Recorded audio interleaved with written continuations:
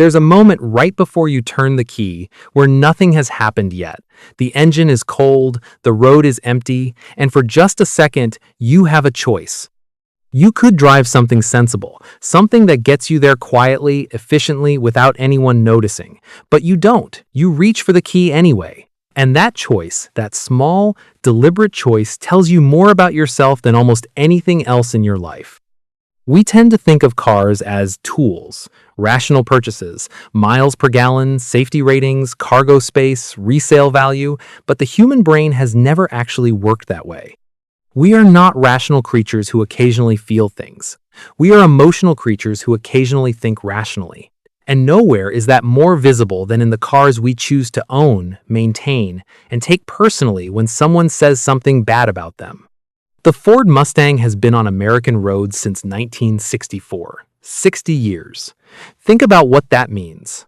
It has outlasted presidents, recessions, oil crises, cultural revolutions, and the rise of the electric vehicle. It has survived its own worst design decisions and come back stronger.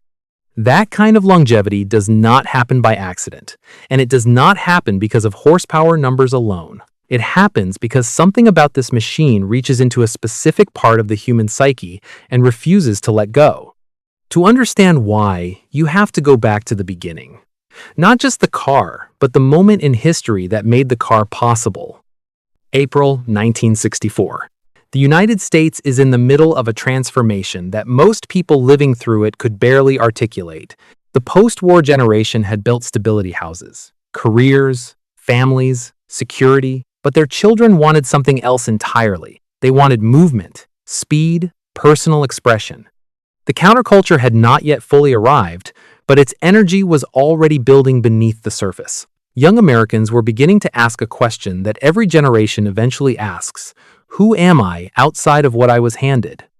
Lee Iacocca and his team at Ford read that cultural moment with remarkable precision.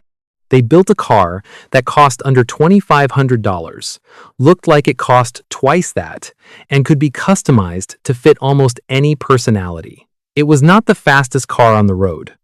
It was not the most powerful, but it was yours in a way that other cars were not. You could order it with a V8 or a six-cylinder, a fastback or a convertible, racing stripes or nothing at all. The Mustang was, from its very first day, a car about identity, about the idea that you got to decide what kind of person you were. Within the first year, Ford sold over 400,000 of them. That is not a sales figure. That is a cultural signal. Now here is where the psychology becomes interesting, because the Mustang did not just appeal to young people in 1964. It has continued to appeal, generation after generation, to a very specific kind of person. And that consistency tells us something important. It is not nostalgia alone. Nostalgia fades. The Mustang has not faded, which means it is tapping into something deeper than memory. It is tapping into something structural in certain human personalities. Consumer psychologists have long explored the idea that the objects we choose, particularly high-involvement purchases like cars, function as extensions of ourselves. The self-extension concept, developed and expanded over decades in consumer behavior research, suggests that our possessions are not separate from our identity. They are part of it. When you own something, you incorporate it into your sense of self. You feel pride when it is admired. You feel offense when it is criticized. This is not vanity. This is how human identity actually works. When you apply this to the Mustang, it raises an immediate question. What identity is being extended? What is the person communicating to themselves and to the world when they choose this car over everything else available to them?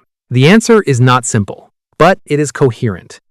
The Mustang sits at the intersection of several archetypes that are deeply embedded in the American psychological landscape. There is the outlaw, not in the criminal sense, but in the original sense of someone who exists slightly outside the mainstream, who operates by their own code, who does not require institutional validation. There is the explorer, someone drawn to open roads, to the idea that movement and freedom are the same thing. And there is the craftsman, someone who values things that are mechanical, honest, and real, things that do what they say they do without pretense. These archetypes are not exclusive to Mustang owners, but the Mustang, more than almost any other vehicle in its category, activates all three simultaneously. That combination creates a very specific gravitational pull. Think about what a V8 engine actually is from a purely sensory standpoint. It vibrates. It produces sound at frequencies you can feel in your chest. It responds to your input with an immediacy that modern drive-by-wire systems have spent decades trying to engineer away. When you press the accelerator in a car with a naturally aspirated V8, there is no software layer interpreting your intention. There is a direct, mechanical conversation between your body and the machine. Psychologists who study embodied cognition, the way physical sensation shapes our mental states, would recognize immediately why that matters. We think and feel differently when we are physically connected to something. The steering wheel that gives feedback, the exhaust note that changes with throttle position, the slight instability of rear-wheel drive under hard acceleration, these are not inconveniences that engineers failed to eliminate. They are the entire point. There is a concept in positive psychology called flow, the state of total absorption in a challenging activity where the difficulty of the task matches the skill of the performer. Surgeons experience it, musicians experience it, athletes experience it, and drivers who are genuinely engaged with a car that demands something of them experience it too. The Mustang, particularly in its more powerful configurations, requires attention. It rewards precision. It punishes carelessness. That is not a flaw in the design. That is the design. The men who are drawn to this are often not the men who want life to be easy. They are the men who want life to be earned. There is a meaningful difference. Now, it is worth addressing something directly, because it comes up every time someone discusses the cultural psychology of American muscle cars. The European sports car tradition, particularly German engineering, represented by brands like Porsche, BMW, and Mercedes, operates on a completely different psychological philosophy. Those machines are built around precision, suppression, and refinement. The goal is to remove the driver's anxiety, to make performance feel effortless, to give you confidence through competence that the car has already done the work for you. That is a legitimate and sophisticated engineering philosophy. It appeals to a specific kind of mind, one that values control through mastery of systems, where excellence is measured in how much the car manages on your behalf. The Mustang is the counter-argument. It says, the feeling matters, the rawness matters. A car that does everything for you has taken something from you in the process. This is not an anti-intellectual position. It is a philosophical one. It reflects a belief that authenticity requires friction, that real satisfaction comes from things that are not fully domesticated. This is why Mustang culture has always had a particular relationship with modification. Owners do not typically receive the car and consider it finished. They change things. They rebuild things.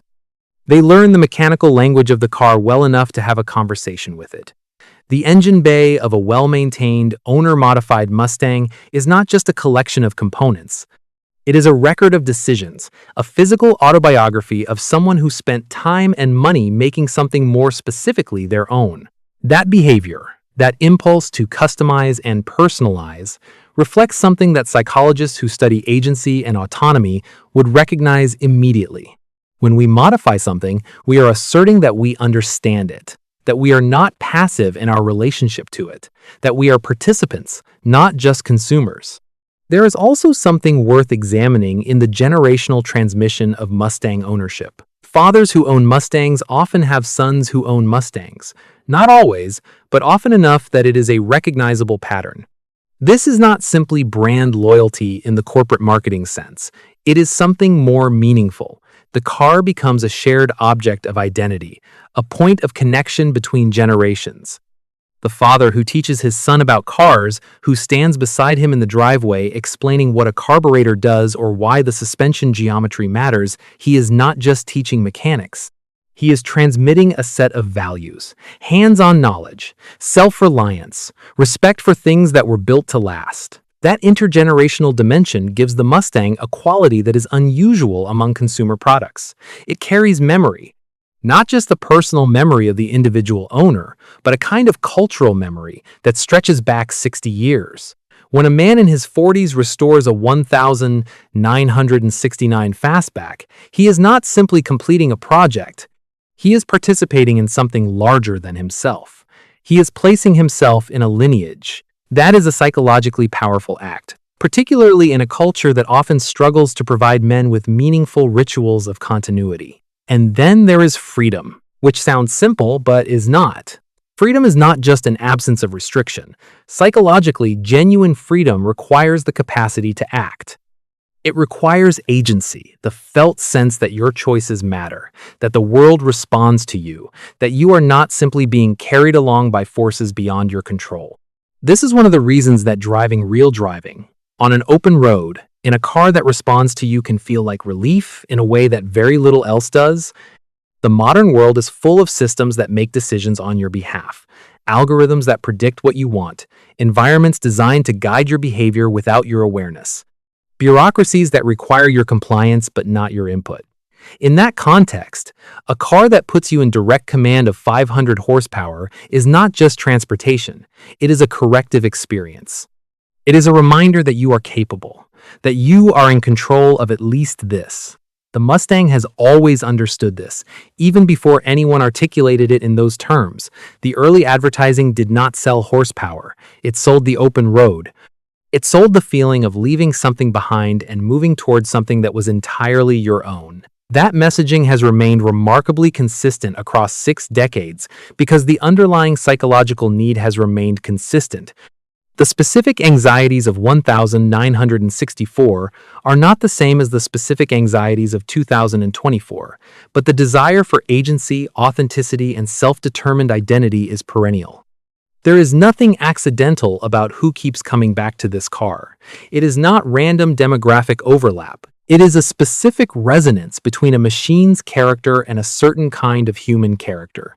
The man who values things that are direct over things that are managed. Who prefers honest feedback over comfortable insulation?